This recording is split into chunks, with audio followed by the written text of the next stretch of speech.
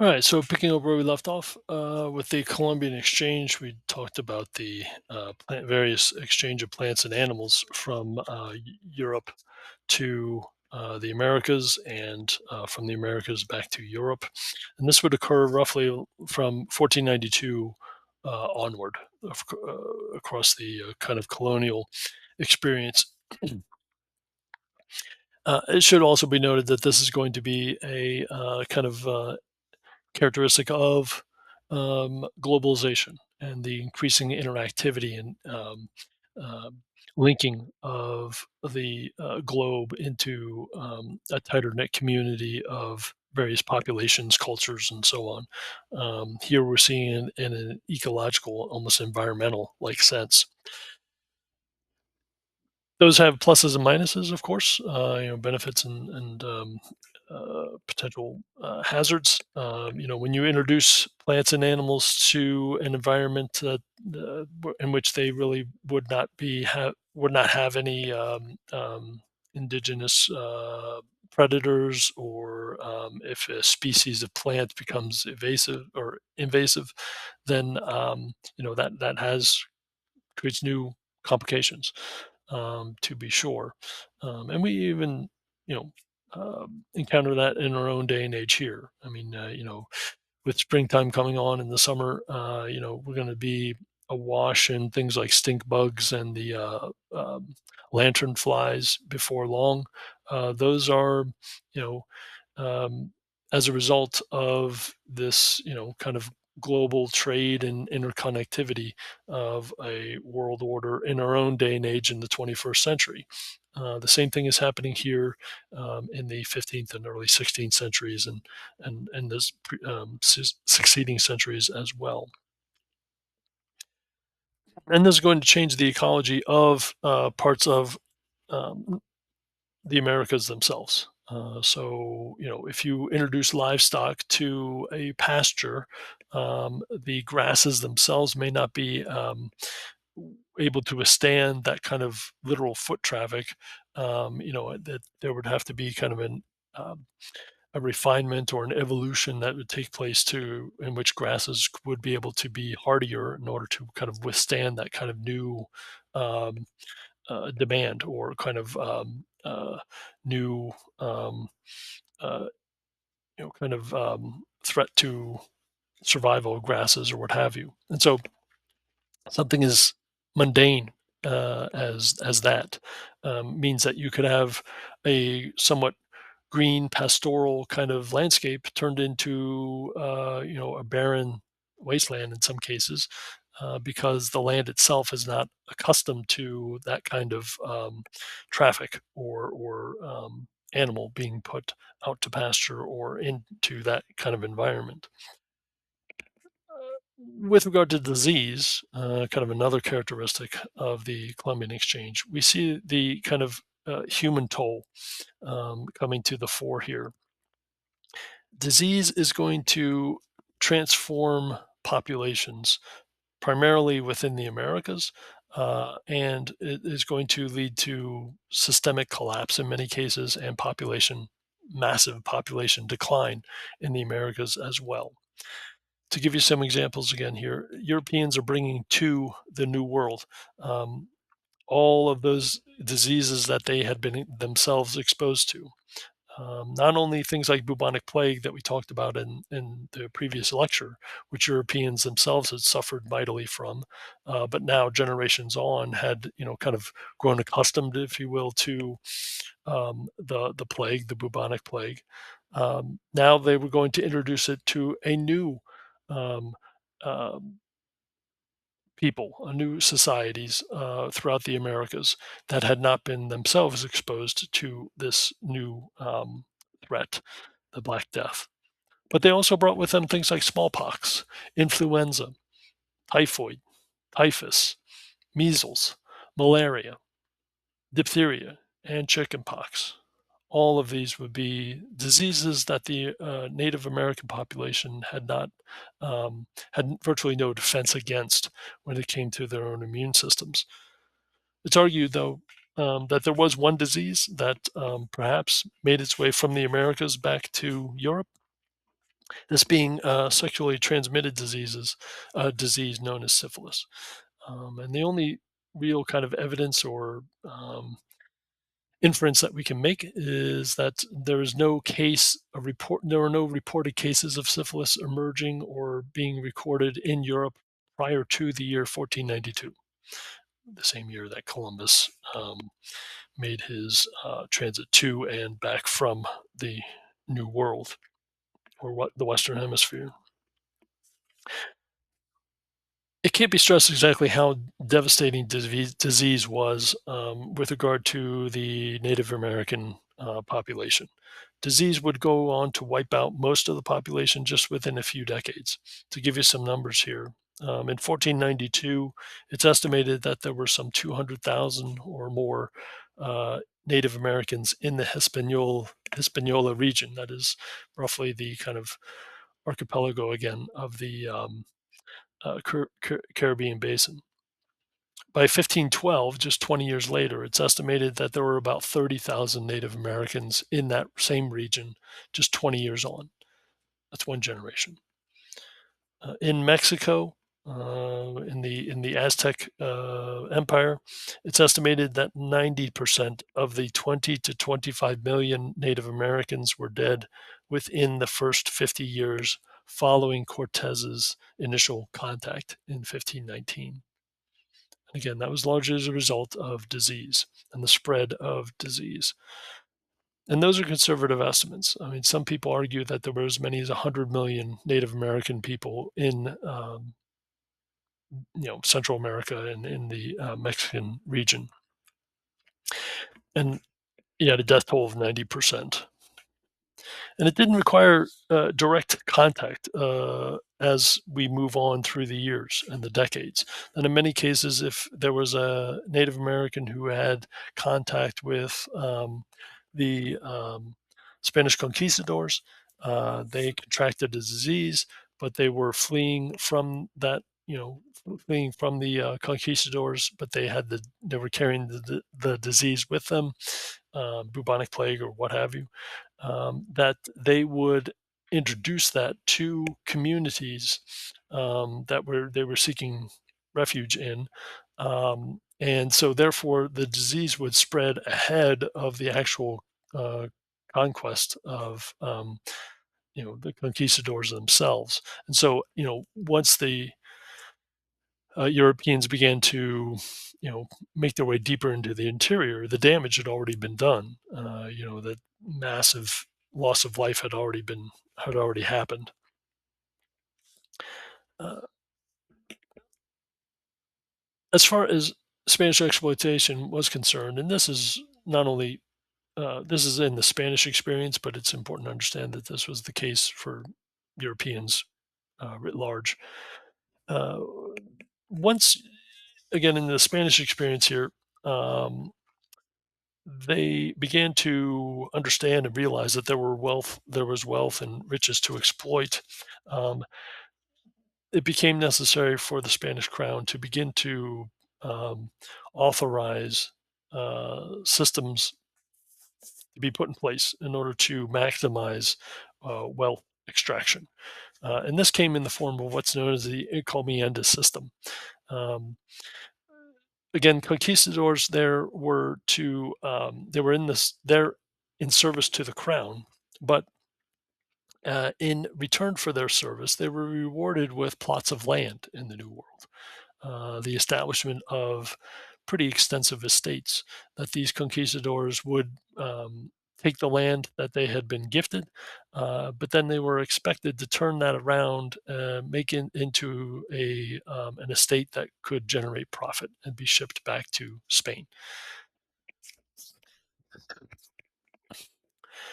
Again, land in return for service, a pretty common characteristic across the human experience, regardless of time frame. Conquistadors were interested in each having been rewarded with a plot of land, didn't necessarily want to work for each other, because they were all interested in kind of making a economic windfall for themselves with the kind of exploitation of wealth on their own plot of land. So labor itself becomes a real competitive choke point for making and extracting wealth from the New World. The encomienda system made it so that these conquistadors could use indigenous populations as that source of labor. That Native Americans would be used, and in return, the Spanish estate owners would provide the Indians with housing, food, and education. That was the ideal expression of what this encomienda system was to provide. That they would the Native Americans would work, and in return, they would be cared for. Well, that was not the reality. In many cases, the Native Americans were exploited, that the estate owners began to exploit and neglect and abuse their laborers, their pool of labor.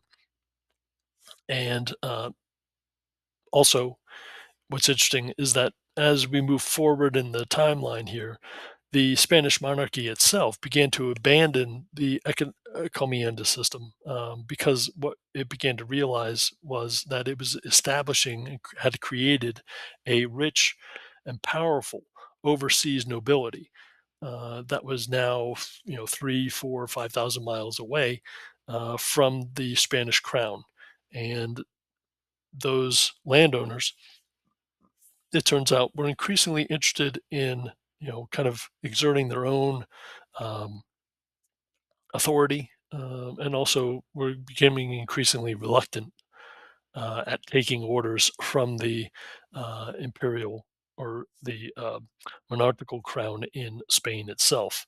And so, in many cases, this is a antithesis of what the Spanish monarchy wanted, and it began to tear down the encomienda system or amend it severely. There were also other challenges, which gets us now into the discussion of New World slavery and the institution of slavery with regard to the experience in the Western Hemisphere. So, if you take the two pieces of the puzzle that we have, this encomienda system and the use of the indigenous population as a source of labor, and you combine that with the fragility of their constitution, their inability to fight off the introduction of a host of new diseases, primarily coming from the Europeans um, themselves. This meant that it created for a very unstable labor force. That you would go to bed at night with a X number of workers. You'd wake up the next morning, and you might have lost a percentage of that labor force simply because they were extremely um, uh, again susceptible to these diseases, and so it could ruin and utterly kind of decimate the workforce. Uh, that meant that the in the Spanish experience, but also moving forward with the European colonization and settlement practices, this meant that there was a need to um, uh, create or organize a new source of labor, one that was more dependable, one that had a better and longer track record and period of contact with Europeans that was more dependable, which gets us to the use of African populations in an effort to use them as a source of labor to work on these massive estates and, of course, later plantations in the New World. When discussing the institution of slavery, it's important to understand that this was nothing new. The institution of slavery was nothing new in the experience of either the New World or the Old World. That in Europe, in Africa, in the Middle East, slavery had existed since antiquity. Um, Oftentimes, it would be as a result of things like, being defeated in battle, or that you would offer up for yourself as a to become enslaved in order to pay off debts.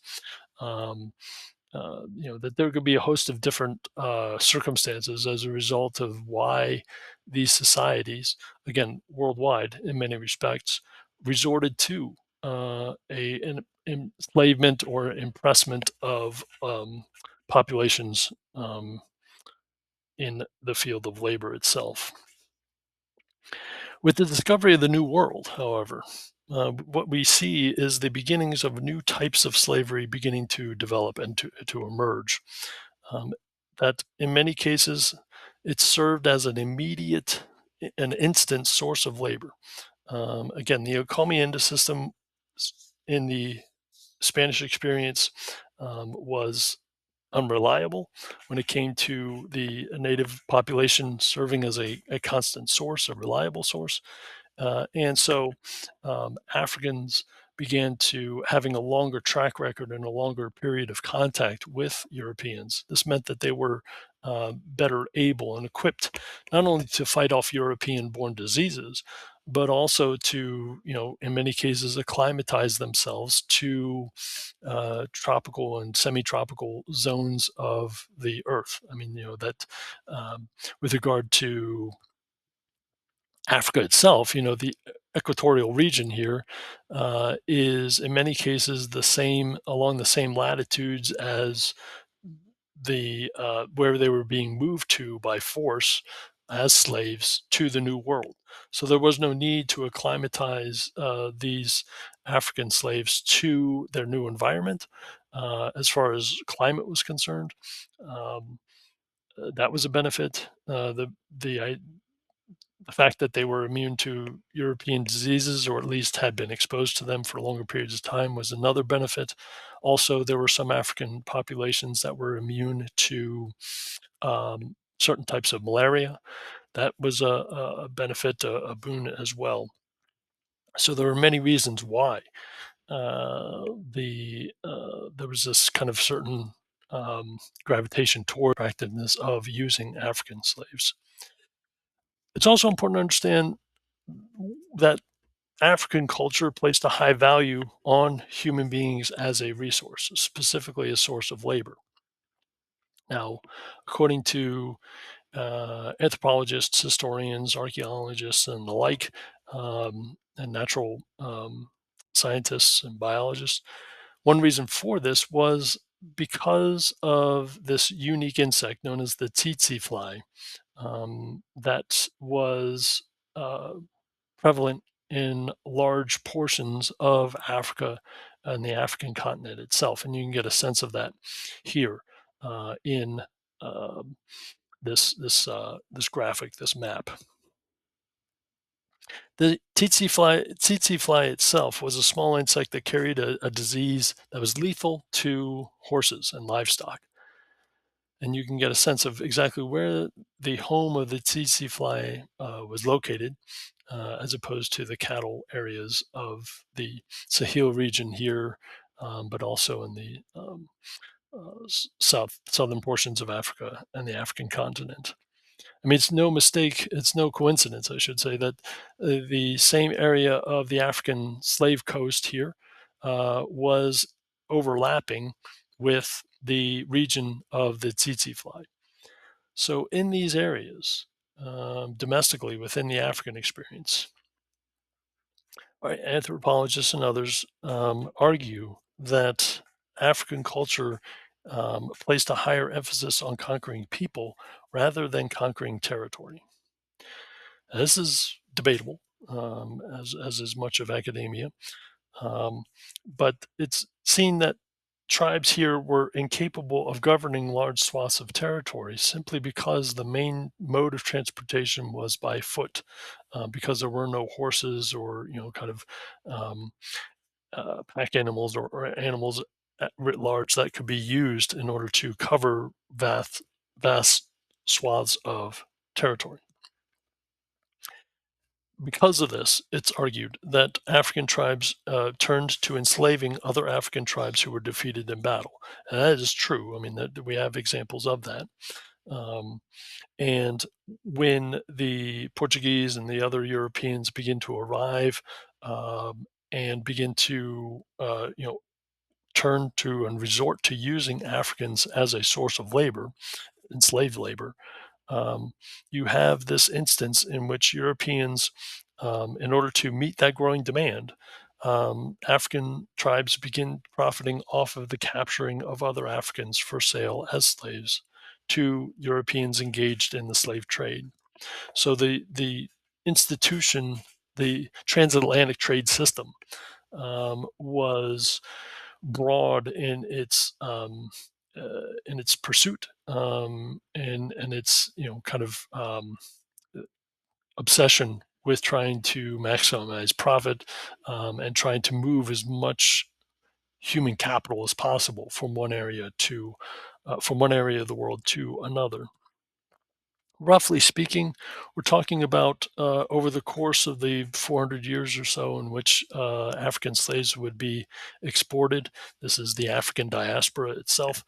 Um, as many as I believe and I believe I'll cover this in future lectures, as many as 11.5 million Africans were forcefully relocated from Africa to the Western Hemisphere over the course of about a 400-year span.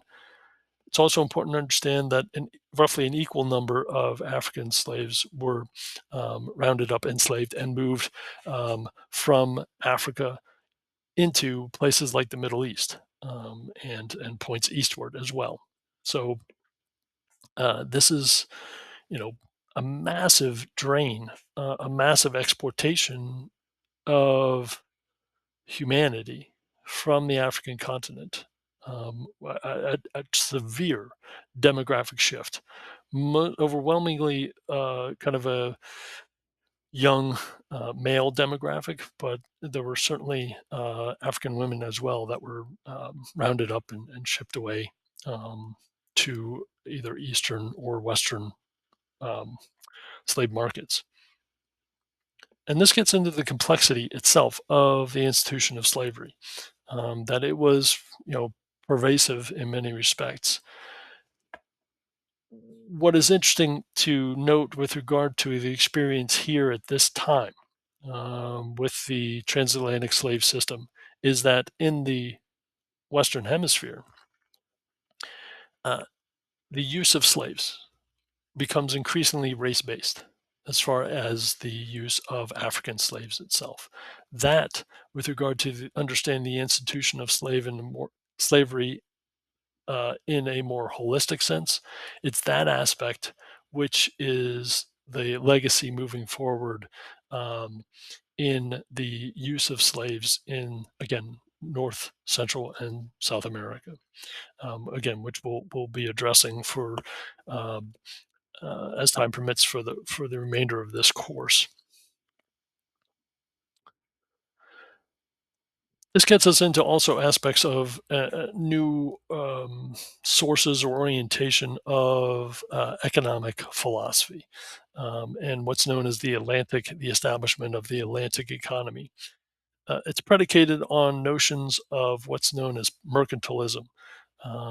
Defining this as easily and as best as possible, it is when governments work closely with businesses in order to create monopolies that maximize trade and commerce in order to expand a nation's wealth. So it's a very close partnership between the state and or government and the private sector.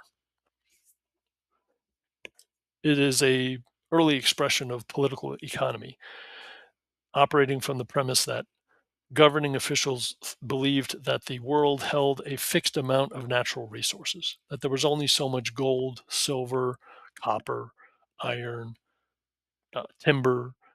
There was only so much arable land, that is to say, land that could harvest crops, in the world, and that a nation's strength depended on acquiring as many different sources and as much resources as possible in order to defend itself in the world from potential competitors.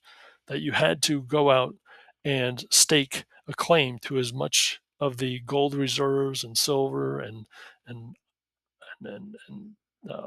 arable land and timber and so on and so forth. Um, and this was because it was all predicated on a zero sum proposition, the idea that one nation's wealth came at the expense of another nation's weakness or poverty. That if you didn't gain access and sustain access to these resources that you needed in order to remain competitive in the global, or in this case, European balance of power, then you were going to quickly be fall victim to those powers, those competitors, European competitors that had. And so this quickly begins to drive the obsession with European obsession with New World settlement in many cases. What's interesting also is that this was a colonial homeland relationship. The colonies would be responsible for servicing the home country, and that was their sole purpose. That virtually all of the wealth that was being extracted would go back to the host country, whether it was Spain or later on France and England. Um, and trade would therefore be limited to shipping goods to the host country and to no one else, because you wanted this to be in a closed kind of self mutually reinforcing system. In return for that economic extraction, the home country would provide security and political order for the colonies against indigenous threats or threats from neighboring competing imperial powers. It's the colonies themselves, of course, that would be seen as the inferior in this relationship, somewhat akin to the servant master relationship, that we would would around which colonial settlement would kind of organize itself in many respects. Except this would be on a macro scale, a massive scale between colonies, colonial populations, and the European host country. And of course, the New World held an abundance of natural resources: timber for shipbuilding, arable land for food production, minerals to be mined, precious metals. Um, I mean, you had the massive importation of gold and silver from the New World back to Europe, which led to these massive fluctuations and um, wealth. And when you introduce money supplies, increase the access to money within a given economic system or society, this is going to result in a shock of inflation. And that's exactly what happened in Europe. That when Spain begins to introduce gold coming from the mines in Central and South America, that gold doesn't stay in Spain, it begins to be distributed throughout Europe. And so as a result, the price of goods across Europe rises because specie, gold and silver and the like, become much more accessible. And so this drives other um, competing European powers to initiate their own um, exploration endeavors. And you can get a sense of this triangle trade, as it's known, where you have the extraction of raw materials making their way back to Europe. Um, these raw materials are transformed into manufactured goods. Those manufactured goods are then traded, or a portion of which are traded with and for Africans and for African slaves, which are then bound for the New World to enhance and increase the capacity for the extraction of natural resources. And so you see this feedback loop um, happening in a very kind of crude sense. I'm going to stop here. Again, the half hour is up here. We're going through quite a bit of time pretty quickly. But I will be back with a quick wrap up in just a few minutes.